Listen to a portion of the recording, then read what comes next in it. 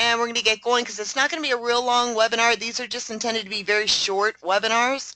So we're going to talk about slicing. So first, let me just kind of grab this tool. I'm going to make a circle real quick, and there's just a plain circle. Now, when we talk about slicing things, last week we talked about reshaping, so I hope that you guys played with those tools last week a little bit, because editing is, even if you have a really good image, you still need to edit some things sometimes. As we go along further in the webinars, we're going to start looking at stitch settings and the different fill types, but for right now we're going to play with a little bit of slicing, okay? So I made a circle just using the, create circle tool, right? Just plain old circle, no big deal. Now I'm going to go up to my view outline. And if you forget where these icons are, you can go to the view menu and see where it says view outline. There's also the hotkey command there, okay? So when I go into outline view, what I have selected is cross hatch shaded. All right, see how it's shaded? If it's not selected, it'll just show up in wireframe. So to select something for editing, remember you have to right click on it and it'll be shaded. Now if you're in your regular stitch view, you know that if you right click on something you get the blue and white flashing lines, right? Well, if you're in view outline, it's the same thing, only instead of flashing lines you get a crossed hatch shaded area. Okay, so this is selected for editing. We're going to go into our outline tools and look at the slicing tool. So I'm going to right click and there's my menu. That's, the edit outline menu, right? And it says I'm in edit outline mode right now. Oh, I'm sorry, it's, that's the menu, but it's also up here. And what I'm going to look at is these divide tools. Here's divide with the line and divide with the curve. So if we go with divide with the line is very simple, but any of the divide tools have to do this. You have to go outside of the outline, like you're cutting with scissors. You don't start right on the edge of the fabric, you're back. The scissors are outside of the fabric, right? So you have to go outside. It doesn't have to be far outside, you can go here. And then once you left click, you have, a little node that's placed in this little magenta line. So when you bring this line anywhere, see the line, and you place another left click, you can see that, you've got two nodes now on this line. Well, to actually slice this, you press enter on your keyboard and then escape to turn off this tool. And what you have are two distinct areas. Let me go ahead and generate the whole thing. So there's my blue one and there's my reddish one. And they're two distinct areas. So that's the divide with the line tool, okay? Audrey, I'm not sure why I'm breaking up. Hopefully I'm not breaking up too bad, but if I am, it's going to be the internet. And Faith is asking where you can watch these videos, and the answer is under GenerationsEMB.com. Go to support and you're going to see the Generations Technique webinars link, and all of the videos are there, okay? It takes us about 24 to 48 hours to get them posted. Janet, I'm not sure. I would have to look at the schedule, but if you go log into your account to find out when the webinars and the webinar workshops are and the pro webinars, log into your member's account and go to the newsletter link because the schedule is posted there, okay? All right, so, excuse me, that is your slice with a line tool. Now, that's very cut and dry. Like I can even come down here now and select this blue or this pink piece, go back into outline view, right click and get my menu and divide with another line, and I can do more than one line at a time. As a matter of fact, I can even go like this as long as that's sliced all the way through here, and when I press enter you can see I've got all these little pieces now, right? Press escape to turn off your tool. So here's all these little pieces, and I'm just going to pick them and put different colors in them. How's that? All right, so that is the divide with the line tool, okay? It's very cut and dry. All right, so everybody understands divide with the line. Left click outside of the area, left click out, drag the line across, left click outside the area again, and press enter. And that's how you get that straight line slice, okay? Now this comes in handy when you want to slice things off or you need to split things apart, and we'll look at that with lettering in another webinar as we kind of go forward, but I want you to get comfortable with those tools. All right, so let's make another circle, and we're going to go back into our outline menu, our view outline, and let's right-click on the shaded area and get to divide with the curve. Now, divide with the curve is a little bit deceptive. Even though it's divide with a curve, what it really means is divide with multiple points. So I still have to start outside of the area. So there's my outside point. And if I left click, I get straight segments. Okay, there's my left click. But you can see I can place multiple left clicks. With the other one, I can only place those 2 left clicks. If I right click, I get curves. And I don't have to stop here. If I want to really slice something up, I can continue and right click and left click as needed, right? And go all the way across multiple times. So when I press enter and then turn off that tool, here's one section, let's change that color. Here's the second section, and we'll change that color too. And here's my third section. Okay, so see how that's curved or straight. So even though it's called divide with a curve, what it really means is that I can divide with multiple points and really carve something out of an area. You know, so I have that option. The difference is, though, that it has to go all the way, you know, it has to start on the outside and end on the outside, right? So if I want to divide this with the curve, it's the same as divide with the line. I still have to go, you know, start on the outside and end on the outside. See where my points are to make that division. And we'll just change that real quick too. All right, so here is our sliced up pieces. Now, if I want to create something inside of this, I can't do this like carve out a heart. I can't do that with these divide tools. These divide tools are like literally using scissors. But if I really want to carve something out, what I can do is go into my view outline, and there's another option, and we'll cover this just very, very briefly. Create a void by drawing freely. So if I want to make a heart, I would, you know, punch a heart in here with my right or left clicks, right?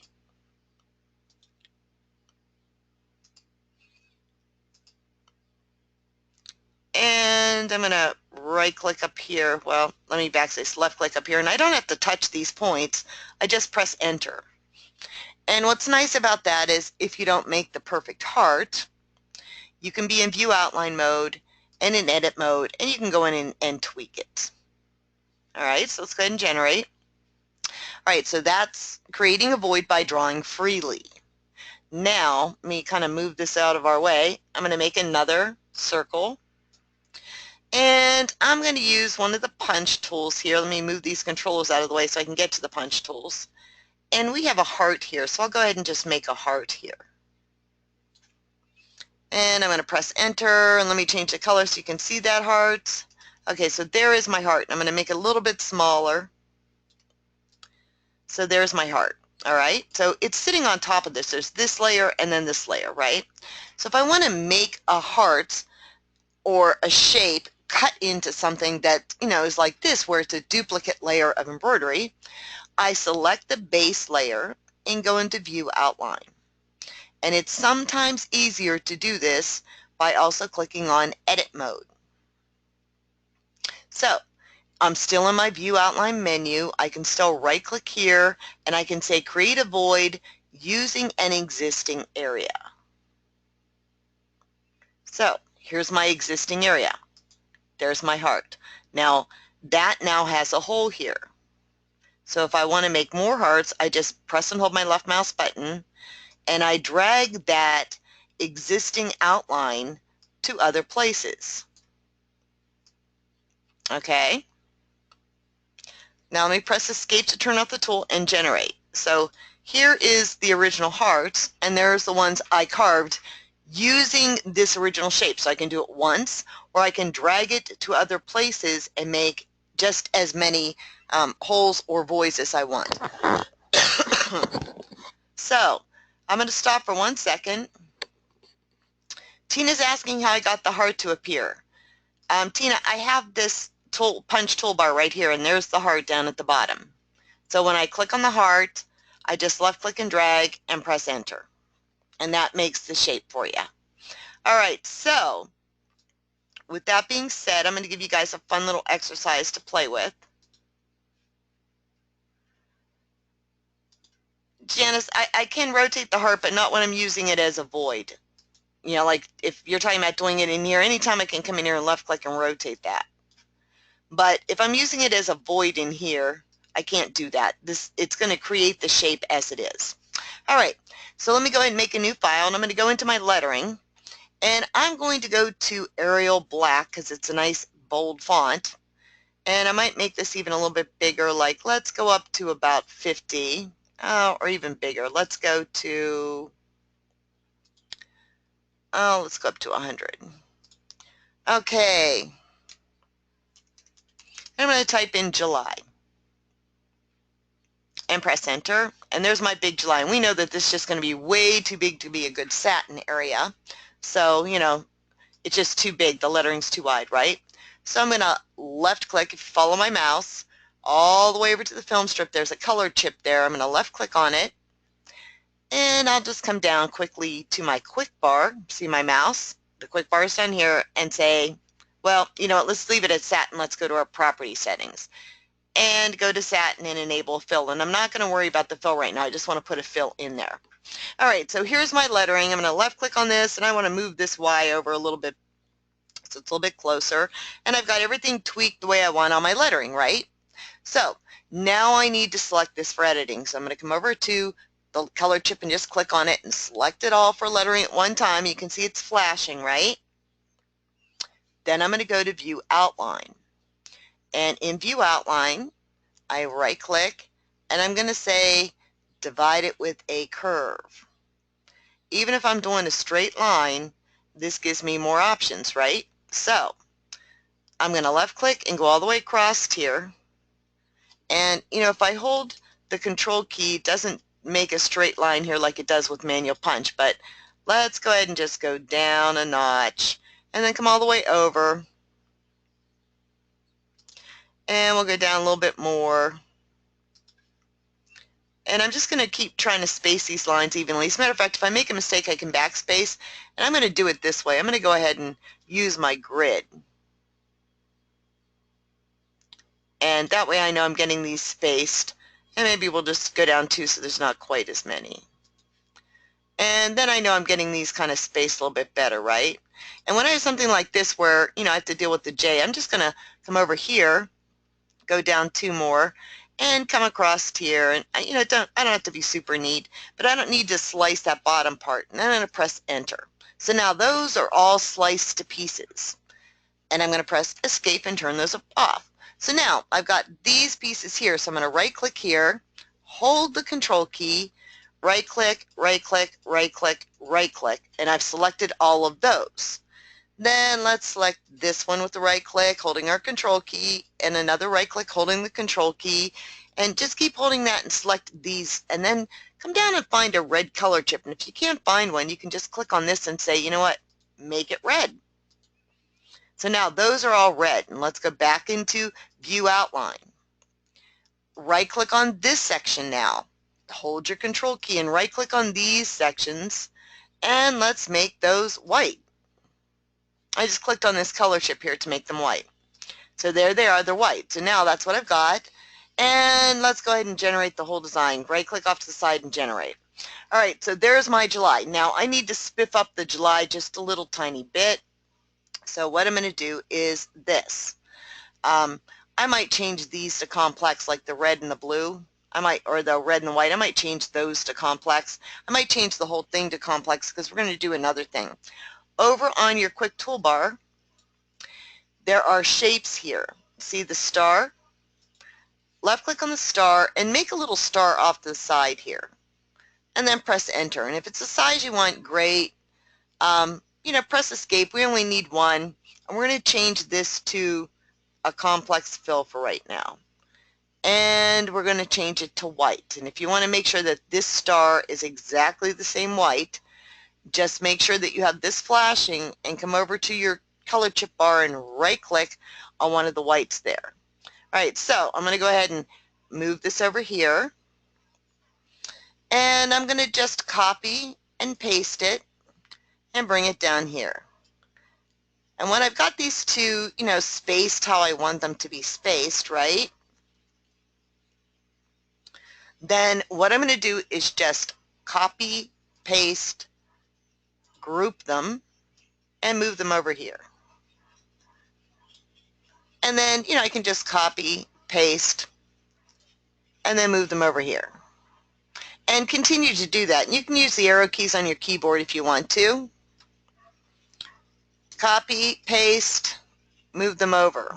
Now when we get to the Y, it's a little bit dicier. But if we've copied them, we can just paste them. So I'm going to go ahead and just paste those, bring them over here. Okay, now you see I've got to rotate those. So I'm going to left click one more time, and here's this pivot point here. I'm going to bring it up to the point of the star up here. And then I'm just going to rotate this to how I want it. And use the arrow keys on your keyboard to nudge that over into place.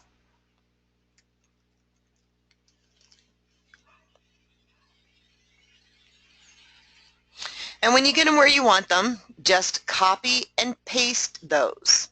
Okay, so now we've got those sitting on top. And we're going to use one of the tools under the Edit menu. We're going to go to Edit, and we're going to go to Mirror by a Line. And if I want to mirror these by a line, I need to pick the center point. So I'm going to come up here, left click, and hold my mouse button down and drag a straight line down the center. And there you go. So now we've got these in there. We've got all of our holes, or all of our stars. And now we're going to do something very, very quickly. We're going to go ahead and double left click. See where my mouse is? We're going to double left click on the blue color chip to select all of these blue areas. Then we're going to go to View Outline, and then to Edit Mode. And then just come down here and right click and say, let's create a void using an existing area. And we're just going to go 1, 2, 3, 4, 5, 6, 7, 8, 9, 10, 11, 12, escape, right click off to the side, and generate. Now, I'm going to want to change this blue especially to a complex fill. So double left click on the blue color chip again, and I can just come down here and say, make it complex. And I might want to change the white as well. So double left click on that white color chip and say, well, just make this complex. And then you're going to have to look at your areas, your directions later. And I can do that with the red as well, but the red seems to be behaving a little bit better. So there's my, sliced up lettering, and I've got holes here. If you want to look, you can drag one of those away. See? I'm going to go ahead and undo and put that back. Now we need to color sort real quick. So the color that I want to stitch first would probably be, the blue, but I've got this white issue too, and I've just got to be kind of careful about my directions and, play with that a little bit, my compensations. But let's go ahead and look at how to quickly resequence things. Now I could double left click on the color chip, and see I double left clicked on the blue color chip, and now they're all there. When I come over to this film strip, just right click on one of the shaded things and say move to the top. So all of my blue is up at the top and it's stitching first, right? I could also double left click on this red and do it that way. But ultimately, I'm going to have things kind of all over. So for this case, the best thing to probably do is go to Accessories and set my stitching order. And just go over here and left click on 1, 2, 3, 4, 5, 6. Oh, that's all one. And I would personally come back and do these stars. And just keep clicking on the stars, in kind of a logical order. Even though you have some jumps, it's okay. And then the white section. And then the red. And you're going to have some jumps. I mean, you can change this order if you want, but let's get these in order first. And if you make a mistake, backspace. All right, so, and you can set that any way you want. Now, I might make the white go last, and if that's what you want to do, even after you've set your order, just right-click off to the side, click on your white color chip, right click and move it to the bottom, and then just right click off to the side and generate your your whole design again. All right, so I'm going to let you guys play with the slicing things over the 4th of July. And, I'll try to get this video posted tonight and up on the website as fast as possible for you.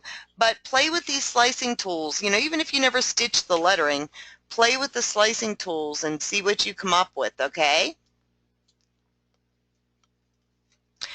Jenny's asking what the difference between a complex fill and a satin fill is. The complex fill is much more flat and the satin is much more directional. But when we carve things into it like the stars, it makes the satin difficult to create. All right, everybody, you guys enjoy your 4th of July, and, thank you for attending the webinar. Wendy, you can see the previous videos on the Generations EMB website under support. There's a link that says Generations Technique Webinars. So just go there and you would be able to see that. And the reason I didn't use the optimized stitching order is because that's really going to look at it for a commercial machine and what's the most logical trim kind of sequence. For the home machines, I generally like to control my sewing order a little bit better. All right, everybody, you have a good weekend. Bye-bye.